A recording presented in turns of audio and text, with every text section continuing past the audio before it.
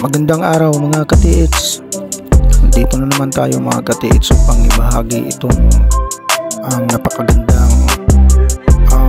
napakagandang site mga ka-TH. Ito ay Imperial site mga ka-TH. Ito ay 1.5 oras ang lalakarin simula doon sa amin. Makikita niyo yan mga ka-TH. Ayan yung palatandaan na ang area ay Imperial site mga ka-TH. Yan ay letter X kung tingnan mo, pero yung katabi niya mga ka-TH ay parang ano siya, kabuuan kanji. Kapag ganyan kalaki mga ka-TH ang encounter mo na mga marka, yan ay Imperial mga ka-TH, Imperial site. At kapag Imperial site mga ka-TH, simula sa marka na yan ay malayo yung target niya mga ka-TH, hindi siya malapit. So ipapakita ko sa inyo mga ka-TH kung paano hanapin ang mga nakatagong deposito mga ka-TH sa marka na ito mga ka-TH. Kung nakikita nyo yan, arrow yan mga ka-TH, no? Yan ay naka-engrave na arrow, legit na legit mga ka-TH, arrow yan. So ngayon ipapakita ko mga ka-TH, wala akong dalang kumpas mga ka-TH, pero nakumpasan ko na to nung nakapunta ko dito. Diyan banda ay est yan mga ka-TH at may sapa sa baba. At yung kabila naman yan, yan yung west side mga ka-TH. At doon mismo sa marka na dyan, yan ay north mga ka-TH. Saka south naman yan. So simula sa araw na yan mga ka-TH, ating sundan ang araw na yan mga ka-TH. Panoorin yung mabuti mga ka-TH. At meron talaga yan mga ka-TH. Yun nga lang malayo, 100 meters simula sa marka na yan mga ka-TH. Ayan, kung nakikita niyo yan mga ka-TH, yan ay araw talaga. Ayan, buong araw talaga yan mga ka-TH, hindi masyadong mataas, maiksi lang. So ayan mga ka-TH, kung nakikita niyo yung isang guhit na yan, yan ay may tunnel mga ka-TH na may tunnel na pinapahiwatig yan.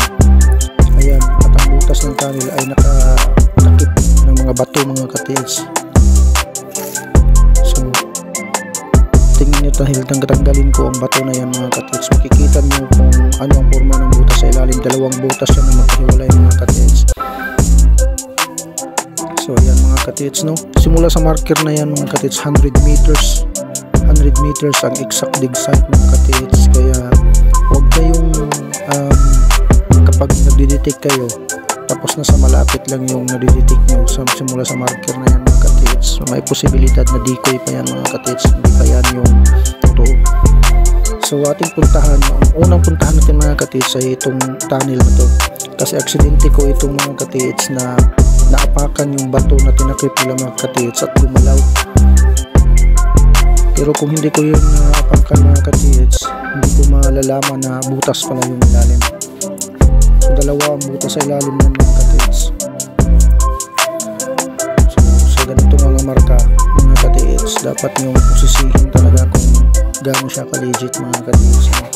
Pero ito mga ka-TH, legit na legit, kasi ito 1.5 oras ang lalakarin mo bago ka makarating dito. Malayo-layo na ito mga ka-TH, nasa bundok na talaga ito.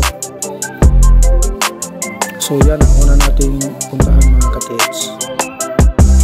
So yun yung marka, mother sign yun mga ka-TH. At dito sa southwest natin puntahan mga ka-TH yung yung tunnel na yan mga ka-TH, close tunnel mga ka-TH. So yan mga ka-TH, kung nakikita nyo yan mga ka-TH, yan ay napakaraming bato, nagkukumpul-kumpul na mga bato dyan mga ka-TH. At ito naman yung sa kabila mga ka-TH na tinuturo ng araw. At ito yung puntahan natin dahil nandito yung tunnel mga ka-TH na sinasabi ko mga ka-TH. Aksidente ko yung naapakan yung takip mga ka-TH. Kung nakikita nyo naman talagang napakabato yan ang area na yan. At yan mga ka-TH, so meron talagang sekreto dyan mga ka-TH, dahil ganyan naman talaga yung mga Hapon Sa ibabaw niyan mga ka-TH, napakalaki yung area na yan, napakalaki yung mga bato, parang building yung mga bato dyan mga ka-TH. At dyan nagkakampo yung mga Hapon mga ka-TH. At dito sila sa labas naglagay ng entrance ng tunnel mga ka-TH. So ating puntahan yung kawayan mga katits na tinuturo ko. Yun ay old bamboo tree mga katits. So kung nakikita niyo mga katits, yan ay tunnel nila, na yung style ng tunnel mga katits na parang nakakanal lang, malalim na pagkakanal mga katits. Sinasadya nila yan na ganyan yung forma ng tunnel nila mga katits, dahil dyan sila dadaan mga katits, at hindi sila basta-basta makikita, hindi sila madaling makikita ng kalaban mga katits, kaya dyan sila dumadaan. Pero sa ngayon mga katits, dahil iniwanan na nila, yan ay tinatambak-tambakan nila ng mga bato, pero hindi naman lahat mga katits na tambakan. Meron talagang naiiwan na bakas, dahil napakalaki yung mga bato na yan, hindi nila magawa ng mabilis yung paglagay ng mga bato. So ito, bababa tayo mga katits. Ayan, kung nakikita niyo yan sa ilalim, dyan naka-close ang tunnel mga katits, dahil wala dead end na yan, open cut ito na tunnel mga katits. Ayan, dyan sila dadaan, dito sila dadaan mga katits kapag may kalaban, hindi talaga sila basta-basta makikita. So ayan, dyan ang dead end nila mga katits. Kumbaga, kino-close nila. Bakit hindi nakadiretso yung kanal na yan? So ayan, kung nakikita niyo yan, ayan, dalawang kanal yan mga katits. Yung kabila ay naka-close, yan ang naka-close mga katits. So ito open. So yung inaapakan ko dyan na bato mga katits ay merong marka dyan na nagpapahiwatig mga katits na ang tunnel ay naka-close. Hindi lahat ng letter C mga katits na may dot ay enclosed in the rock pressure mga katits. Minsan ay nagpapahiwatig siya na enclosed tunnel, closed tunnel mga katits. Ayan, nakikita letter C yan na may hole.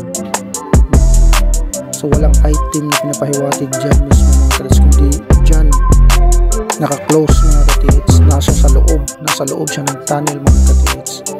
So yan, parang nilagyan ito ng mga chemicals yung mga bato dyan na tinunaw nila, nilagyan ng mga bato, nilagyan nila ng mga chemicals mga katits. Babalik tayo sa taas. So ito yung old bamboo, sa ilalim ng old bamboo na ito mga katits, nandyan yan ang entrance ng butas mga katits. So maliit lang, kakasya lang yung katawan ng tao. Pero bago natin yan pasukin, hindi naman natin mapasok kasi baka may ahas. Ako lang mag-isa kasi, sisilipin lang natin mga katits, para makita nyo naman kung gano'n ba totoo yung sinasabi ko. So yung butas niya ay papunta doon sa ilalim ng bamboo na yan mga katits, at mahaba mga katits. So kung hindi ko naapakan mga katits, hindi ko malalaman na meron pa ng butas diyan mga katits, tinakpan talaga ng bato. So dito banda mga katits, dito ang ilalim nito butas. So paano natin malalaman na i-confirm natin na may butas talaga? Kung nakikita niyo yung hugis puso na yan mga katits, ating puntaan yan ang hugis na puso. Ang ganyang klaseng pagkahugis na puso mga katits ay nagsasabi yan ng chamber. Ito naman, itong linya na to ay direct under yan mga katits. So nasa ilalim talaga yan. Meron siyang counter sign, pero ito muna ang makikita mo bago mo makikita yung butas mga katits. Aksidente kasi yung napakan ko, pero ito yung unang makikita. Ayan, ayan yung heart mga katits na engraved na butas na pagka-heart.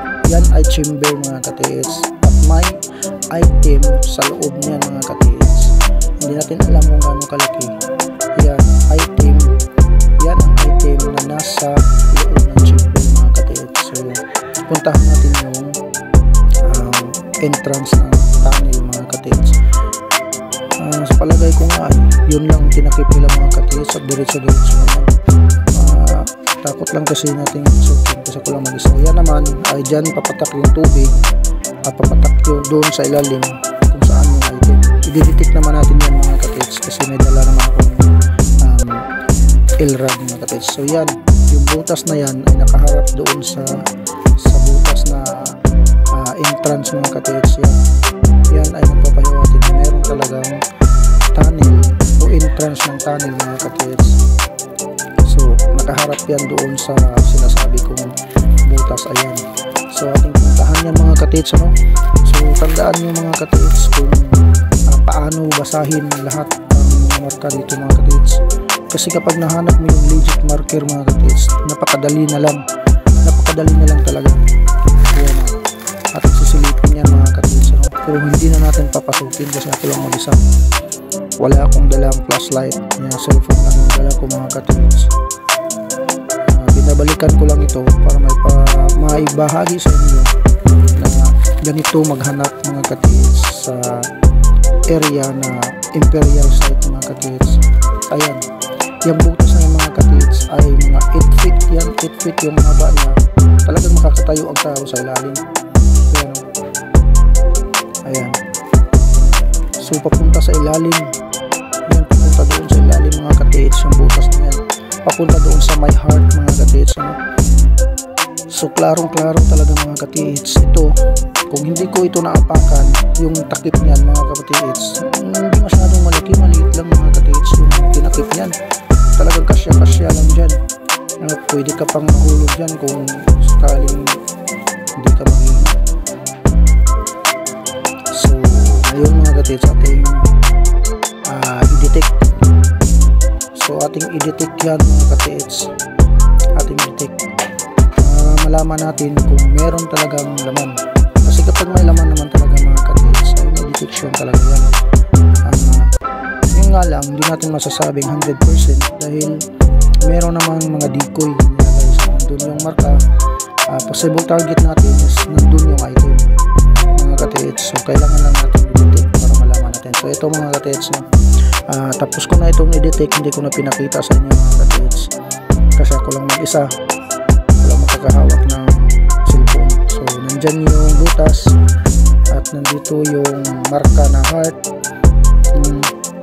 at dito sa tinatayuan ko mga katits ay dito ko natumbok yung target mga katits. Ayan, paano ko nasasabi na nandyan mga katits?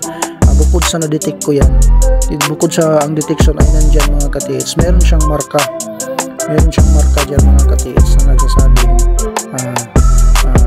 item under this stone. Ayan, so yung marker niya yan mga katits, yung butas na yan mga katits, yan ay direct under mga katits, pero hindi mo siya diyan dadaanin. Kaya nga sinasabi ko, kapag nasa area ka na dyan, yung una mong makikita yan talaga yung mga marka na yan. Pero pag wala kang ibang makikitang entrance, so dyan ka talaga maghuhukay, pero napakahirap, daming bato mga katits. Pero pag nakita mo yung entrance doon ka talaga, doon ang eksakto na daanan. So sa susunod na video, puntahan natin yung isa na tinuturo ng araw mga katits. So yun lang mga katits, no? Sana may natutunan kayo. God bless sa ating lahat mga katits.